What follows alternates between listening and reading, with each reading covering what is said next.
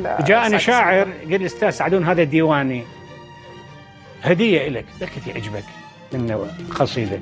اخذت الديوان وجيت لبغداد، كنت في وقتها كنت اسجل سيدي الى احدى الشركات السعوديه.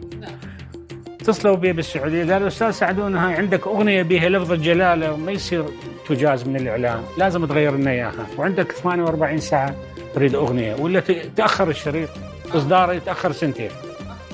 انا كنت اقلب بالديوان هذا قدامي وقرأت، يقول لي جابك عليه ويذكرك بينا 20 عام من قبل وانت اللي ناسين، شيبنا شوف الشعر لونه عمل بينا، ذكرتني بالصبا وياه منسيه. قل لي ايش جابك علي وش ذكرك بينا، وش ذكرك بينا، 20 عام من قبل وانت اللي ناسينا، وانت اللي ناسينا، شيبنا شوف الشعر